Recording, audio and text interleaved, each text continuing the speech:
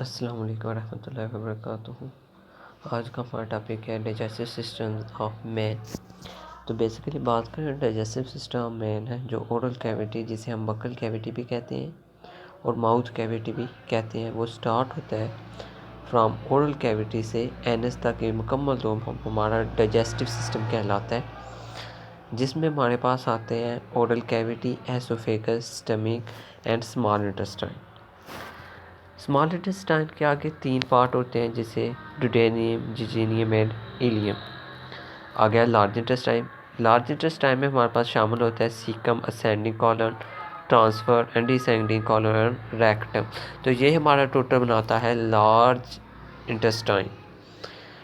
उसके बाद हमारे पास असेसरी ग्लैंड जो डाइजेस्टिव सिस्टम को हेल्प करते हैं किसी चीज़ को डाइजेस्ट करने के लिए। उसमें हमारे पास आते हैं सलाइवरी ग्लैंड, लीवर, पैनक्रियाज। ये इसके बेसिक कंपोनेंट होते हैं डाइजेस्टिव सिस्टम के। उसके बाद हमारे पास है digestive system take place at 3 site. Digestive system है वो 3 जगह पर मुश्तमिल होता है, या 3 जगह पे डाइजेशन होती है। उसमें पहले हमारे पास आती है ओरल कैविटी। ओरल कैविटी जैसे हमने माउथ कैविटी, बकल कैविटी भी कहा था। उस दूसरे नंबर पर है स्टमक। स्टमक एक बैग लाइक स्ट्रक्चर होता है जिसके अंदर चीज़ें स्टोर होती हैं और इसमें डाइजेशन होती है और स्मॉल पीसीज में ये कन्वर्ट होता है। स्मॉल इंटेस्टाइन वो चीज़ है जहाँ पे टेम्परेरी स्टोर होता है, इसमें अब्जॉर्प्शन, सॉल्ट, वाटर सब्स्टिट्यूट वगैरह की अब्जॉर्प्शन होती है। उसके बाद हमारे पास है, ये देख सकते हैं आप, इसमें जो है बकल कैविटी में सलेवरी ग्लैंड है। ये डाइजेस्टिव सिस्टम माउथ से स्टार्ट होता है, फिर oesophagus, lungs, pancreas, large intestine, small intestine, appendix, rectum से होता है एनस तक। ये हमारा क्या है, डाइजेस्टिव सिस्टम है। उसके बाद हमारे बात है टंग की बात करें जो मेन रोल अदा करती है डाइजेशन में, बल्कि फूड को लेने में। तो वो कौन है, वो है टंग। टंग क्या आता है, बेसिकली ये पेपिलिया रफ सर्फेस या टंग। पेपिलिया का मतलब रफ सर्फेसिस होती हैं टंग के ऊपर, ज़ुबान के ऊपर, तो उसे हम पेपिलिया कहते हैं। Roof of the oral cavity palatine bone. Roof of the cavity palatine bone. Palatine bone है रूफ ऑफ ओरल कैविटी को हम क्या कहते हैं, पैलेटाइन बोन। पैलेटाइन बोन कहते हैं। इसमें हमारे पास 2 प्लेट्स होती हैं, सॉफ्ट और हार्ड प्लेट्स। जो सॉफ्ट प्लेट होती है वो क्लोज करती है नेसल कैविटी को ड्यूरिंग स्वेलिंग के दौरान। इसके सॉफ्ट प्लेट क्या करती है, जो नेसल कैविटी होती है उसको क्लोज करती है जब हम कोई चीज़ निगल रहे होते हैं स्वेलिंग के दौरान, ताकि वो हमारी सांस की नाली में ना जाए। सॉफ्ट प्लेट का ये बेसिक रोल है। टीथ, तीसरा हमारे पास जो आते हैं वो है टीथ। टीथ में हमारे पास आता है इंसिजर्स, के नाइन है कॉर्न शेप्ड होते हैं जो किसी भी चीज़ को पकड़ने के लिए। उसके बाद प्री मोलर होते हैं, फिर मोलर होते हैं। मोलर चीज़ बेसिकली हम यूज़ करते हैं फॉर ग्राइंडिंग के लिए, किसी भी चीज़ को पीसने के लिए। अब जो हमने इससे रिलेटेड एमसीक्यूज़ करते हैं, तो digestion take place in human. तो किसके ज़रिए डाइजेशन होती है या कहाँ पे डाइजेशन होती है, सलाइवा में होती है, टंग में होती है, माउथ कैविटी या लार्ज इंटेस्टाइन। सलाइवा यूज़ होता है लिब्रिकेशन के लिए, लुब्रिकेशन ऑफ फूड के लिए यूज़ होता है। टंग जैसे कि टेस्ट वगैरह के लिए, टेस्ट बर्ड्स इसमें मौजूद होते हैं। लार्ज इंटेस्टाइन में डाइजेशन होती ही नहीं है, इसमें सिर्फ ऑब्जॉर्प्शन होती है। तो correct option is mouth cavity, buccal cavity या ओरल कैविटी हम इसे कह सकते हैं। नेक्स्ट एमसीक्यूज़ है, which plate close the nasal cavity during swallowing. Swallowing के दौरान कौन सी नसल प्लेट है जो नेसल कैविटी को क्लोज करती है, soft plate, hard plate, medicate plate, none. तो अब correct option is soft plate है जो इसके दौरान मदद करती है। तो नेक्स्ट हमारे पास है, इसके फंक्शंस क्या हैं, selection of food, grinding, lubrication and digestion. Oral cavity वो बेसिकली मदद करती है फूड को सिलेक्ट करने में, किसके ज़रिए, स्मेल, टेस्ट और साइट के ज़रिए, चख के, उसे सूंघ कर या उसे देख कर। Food is ground by molar teeth. Molar teeth की मदद से जो फूड है उसे छोटे छोटे पीसेस में तकसीम किया जाता है।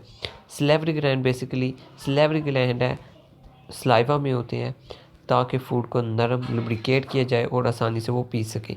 जैसे कि इसमें भी 3 ग्लैंड है। सलेवरी ग्लैंड कितने ग्लैंड से मिलकर बनता है? 3 ग्लैंड से, जिसके नाम है सबल्यूंगल बिलो द टंग जो ज़ुबान के नीचे होते हैं, सब मैक्सिलरी बिहाइंड जॉइस, और parotids in the front of ears, ये कानों के पीछे होते हैं। यहाँ पे देखिए ये पैरोटिड्स ग्लैंड होते हैं, ये कानों के फ्रंट में है, sorry, in the front of ears ये हमारे पास होते हैं पैरोटिड ग्लैंड। पैरोटिड ग्लैंड्स होते हैं जो फ्रंट बिलो दी टंग होते हैं हमारे पास सबलिंगल, एंड बिहाइंड दी जाए होते हैं सब मैक्सिलरी ग्लैंड्स।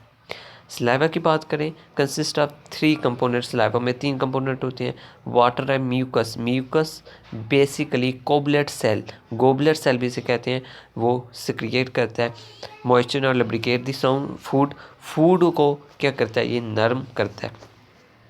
बेसिकली जो सलाइवा की पीएच होती है वो 8 होती है, लेकिन जैसे इसमें से कार्बन डाइऑक्साइड अगर इसमें से रिमूव कर दें तो इसकी जो पीएच है वो 8 से पीएच 6 में कन्वर्ट हो जाती है।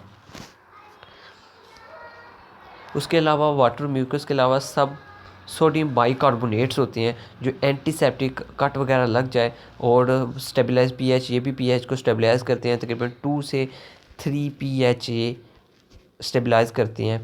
पेटाइलिन है, कार्बोहाइड्रेट डाइजेस्टिंग इंजाइम है इन माउथ या ओरल कैविटी भी कह सकते हैं, लेकिन अगर स्टमक की बात करेंगे तो उसमें कार्बोहाइड्रेट डाइजेस्टिंग इंजाइम है, वो है अमाइलेज, अमाइलोप्सिन कहते हैं।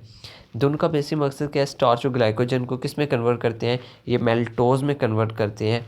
उसके बाद है end result of digestion in mouth is small oval lump इसका बोलस, ये बोलस माउथ में जो डाइजेशन होती है उसके बाद एक मिक्सचर बनता है, सेमी फ्लूइड बनता है, उसे हम बोलस कहते हैं, जो माउथ के ज़रिए टंग की मदद से जो एसोफेगस में जाता है। एसोफेगस में जाने के बाद ये स्टमक में जाता है। स्टमक में जाने के बाद ये इसके अंदर मुख्तलिफ प्रोसेस होती हैं, इस ग्राइंडिंग वगैरह सब कुछ जो है HCl की मदद से, इंजाइम की मदद से इसमें लुब्रिकेशन, जो मज़ीद लुब्रिकेशन होती है मज़ीद पीसेस में कन्वर्ट होता है और इसे और चाय में कन्वर्ट होता है, जिसमें पेप्सिनोजन पेप्सिन में कन्वर्ट होती है। पेप्सिन क्या करते हैं, प्रोटीन को डाईपेप्टाइड्स और पॉलीपेप्टाइड्स में कन्वर्ट करती है।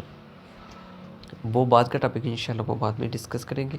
इससे रिलेटेड MCQs है, parotid gland is found in, parotid gland कहाँ पे पाए जाते हैं? स्टमक में बात करें तो स्टमक में कोई ग्लैंड पाया नहीं जाता।